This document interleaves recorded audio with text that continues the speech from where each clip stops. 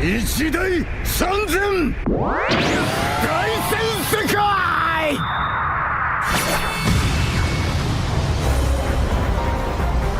In the world of anime, weapons come aplenty, but none of them seem more common than the good old sword. But not all swordsmen are created equally. For today's list, we're going to be going over some of the most absurd and overpowered masters of the sword that the anime world has given us. And to add an extra challenge, I'll be straying away by default from all those isekai and light novel characters because we know incomprehensibly overpowered characters are all the rage these days. So here we are, my gallery of some of the most overpowered swordsmen in anime. Let's open up with one of the OGs, Goemon.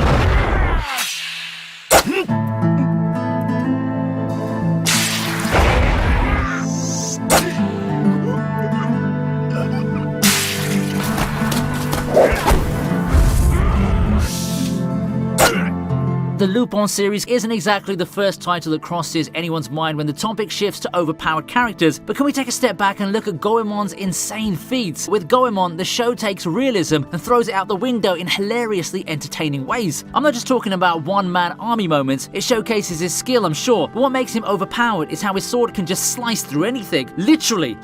Airplanes, cars, trucks, anything. Heck, even meteors and lightning are no match against his almighty Zantetsuken. That's absurd in an entertaining, over-the-top way, if you ask me.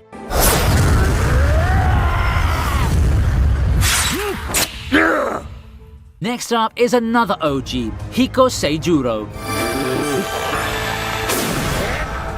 It takes a monster of a man to be the master and mentor to the notorious Battosai, but that description doesn't exactly describe Hiko Seijuro now, does it? First impressions can be misleading, and while he does look cool and powerful, Seijuro doesn't seem to be an absolute top-tier fighter. Well, he's strong, but to the point where his involvement would have quickly ended the whole Shishio fiasco, but he is apparently that, and there's no one in Rurouni Kenshin who can even come close to this guy. It's just a shame that he doesn't have a lot of chances to show his actual prowess in the show. It's in the personality after all. He doesn't get too involved with the story and its events, but given that he's trained Kenshin and how he demolishes all competition when he does show up, it's clear as day that Hiko Seijuro is the most powerful character in Rurouni Kenshin.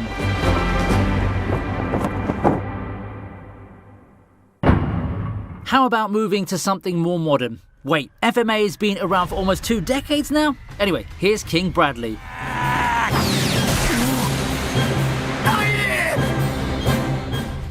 The unstoppable King Bradley, owner of the all-seeing ultimate eye. But a broken ability does not a badass and overpowered swordsman make. For all the hype behind the powers of precognition, King Bradley as both a character and a fighter isn't solely defined by it. If it were me, I'd say that King Bradley strikes fear in the hearts of enemies due to his sheer skill in swordsmanship. Being a homunculus, he naturally has augmented physical abilities, agility, reflexes, all of that sort of stuff. He's not the biggest powerhouse the series has to offer, but he's by far one of the best duelists here, being able to turn numbers disadvantages into easy and memorable wins. Then you remember that ultimate eye I talked about? That more or less brings everything over the edge, and you can see how Bradley has maintained his hold over power for so long. It makes his eventual defeat all the more cathartic and built Scar up so much. We couldn't have this list without guts too.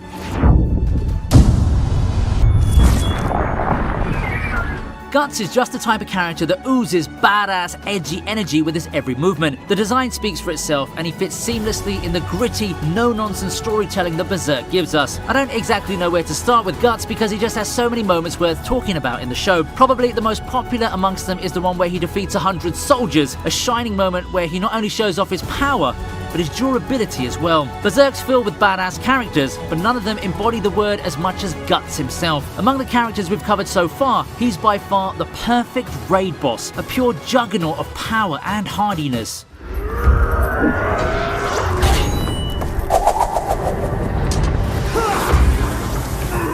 Afro Samurai's a cool one too.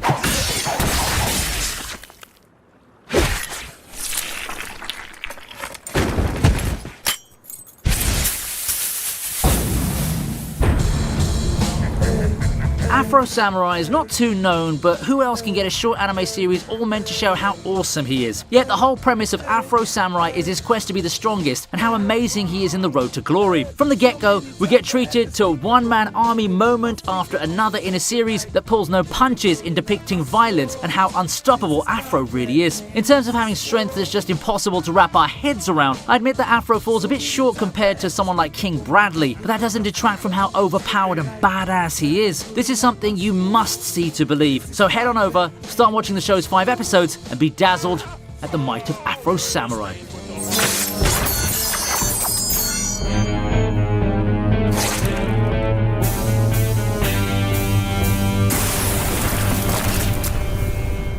Bleach's poster child for overpowered swordsman, Kenpachi.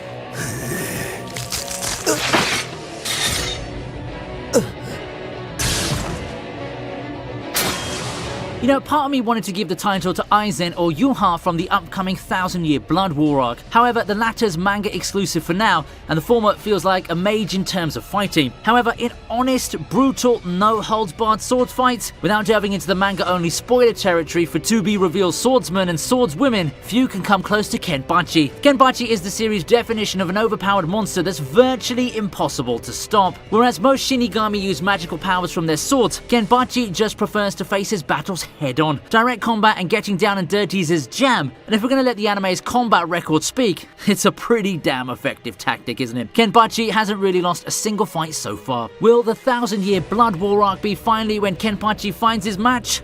Let's wait and see.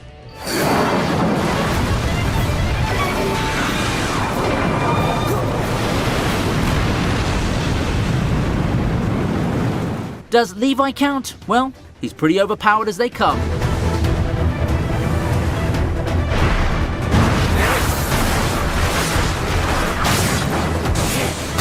He's not humanity's strongest soldier for nothing. It's been almost a decade since Levi first graced our screens with his jaw-dropping feats, and it's great that he's still going strong. He's still as overpowered as they come, and even in the latter seasons of Attack on Titan, you can see that he's pretty much a one-man army. Some people even go as far as to say that he's the one person single-handedly keeping the balance of power between humanity and Titans in check. We all know that Eren's the big star in the finale of Attack on Titan, but Levi's left quite a legacy in his wake. His Zeke battles are moments immortalized in every Attack on Titan fans' lives, and everyone knows how epic seeing him slice and dice his way to Titans will always be.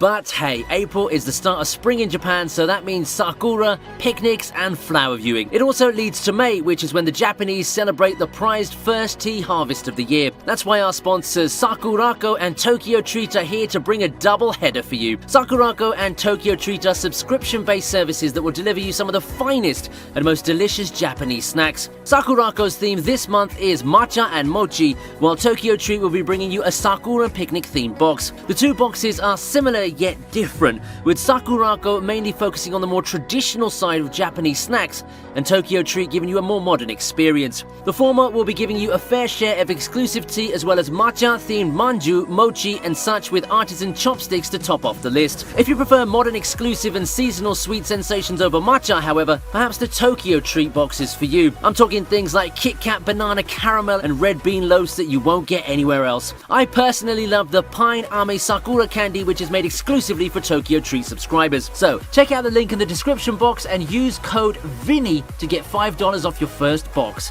I guarantee you won't regret spending a cent on this super good deal. From the One Piece universe, the undisputed king of the sword is Mihawk.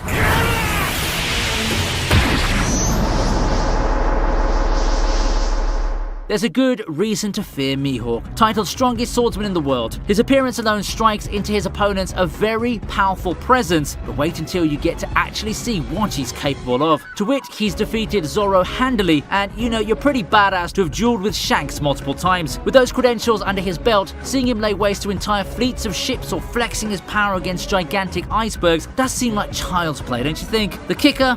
All his feats are of his own abilities and strength. He has no devil fruit, but I wouldn't blame you if you thought that he had one really.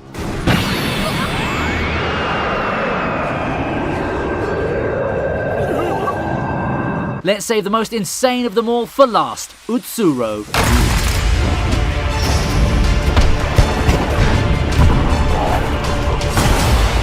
my years of watching anime, I don't think that any anime swordsman comes close to Utsuro in terms of being overpowered. We're talking about a guy who can outright defy death here. Besides those gimmicks, Utsuro himself is as skilled as they come in combat. He's the type of person who would take on an entire protagonist party and come out on top without breaking a sweat. Considering how many top tier swordsmen Gintama has, I mean that's a feat by itself. But then you add all those immortality gimmicks, it's no wonder there's an entire arc about him wanting to die in a blaze of glory and having to take the whole universe with him. It does take a whole load of plot contrivances and combinations from the protagonists and allies to finally put him down, and that's just a testament to how broken he really is. 俺たちはあの怪物一人に滅ぼされる。